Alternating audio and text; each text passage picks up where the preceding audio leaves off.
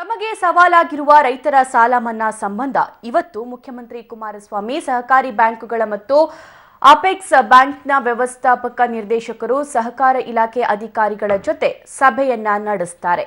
ರೈತರು ತೆಗೆದುಕೊಂಡಿರುವ ಸಾಲಗಳ ಸ್ವರೂಪ, ಒಟ್ಟಾರೆ ಮೊತ್ತ, ಮನ್ನಾಕ್ಕಿರುವ ಮಾರ್ಗಗಳ ಬಗ್ಗೆ ಚರ್ಚೆ ಮಾಡ್ತಾರೆ. ಋಣ ಮಾಫಿಯಿಂದಾಗಿರುವ ಹೊರೆಯನ್ನ ನಿಭಾಯಿಸಲು ಸಾಲ ಎತ್ತುವಳಿ ಬಗ್ಗೆಯೂ ಸಮಾಲೋಚಿಸುತ್ತಾರೆ ಅಂತ ಹೇಳಲಾಗ್ತಾ ಇದೆ. ಹಾಗಾದ್ರೆ ಸಾಲ ಮನ್ನಾ ಬಗ್ಗೆ ಸದ್ಯಕ್ಕೆ ಕುಮಾರಸ್ವಾಮಿ ಸರ್ಕಾರ ಯೋಚಿಸ್ತಾ ಇರೋದು ಏನು ಅಂತ ನೋಡೋದಾದ್ರೆ ಕೆಲವೊಂದಿಷ್ಟು ಪಾಯಿಂಟ್ಸ್ ಈ ರೀತಿಯಾಗಿದೆ. ಸಣ್ಣ ಮತ್ತು ಮಧ್ಯಮ ರೈತರ ಸಾಲವನ್ನಷ್ಟೇ ಮನ್ನಾ ಮಾಡುವಂತಹ ಸಾಧ್ಯತೆ ಇದೆ. 5 ಎಕರೆಗಿಂತ ಕಡಿಮೆ ಭೂ ಹಿಡುವಳಿ ಹೊಂದಿರುವ ರೈತರ ಋಣವಷ್ಟೇ ಮಾಫಿಯಾಗುವಂತಹ ಸಾಧ್ಯತೆ ಇದೆ.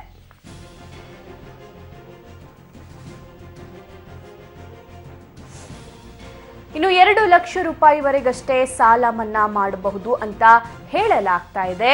ಪಂಜಾಬ್ನಲ್ಲಿ ಕಾಂಗ್ರೆಸ್ ಸರ್ಕಾರ ಅನುಸರಿಸಿದ್ದ ಕ್ರಮದಂತೆ ಹಂತ ಹಂತವಾಗಿ ಸಾಲ ಮನ್ನಾ ಮಾಡಬಹುದು. ಜುಲೈ 5ರ ಬಜೆಟ್ನಲ್ಲಿ ಮೊದಲಿಗೆ ಸಹಕಾರಿ ಬ್ಯಾಂಕುಗಳಲ್ಲಿರುವ ಸಾಲ ಮನ್ನಾ ಸಾಧ್ಯತೆ ಇದೆ ಅಂತ ಹೇಳಲಾಗ್ತಾ ಇದೆ. ರಾಷ್ಟ್ರೀಕೃತ ಬ್ಯಾಂಕ್ಗಳಲ್ಲಿನ ರೈತರ ಸಾಲದ ಬಡ್ಡಿಯಷ್ಟೇ ಮನ್ನಾ ಆಗುವಂತಹ ಸಾಧ್ಯತೆಗಳು ಕೂಡ ಇದೆ. ಬಳಿಕವಷ್ಟೇ ರಾಷ್ಟ್ರೀಕೃತ ಬ್ಯಾಂಕ್ಗಳಲ್ಲಿ ತೆಗೆದುಕೊಂಡಿರುವ ಸಾಲ ಮನ್ನಾ ನಿರ್ಧಾರವಂತೆ.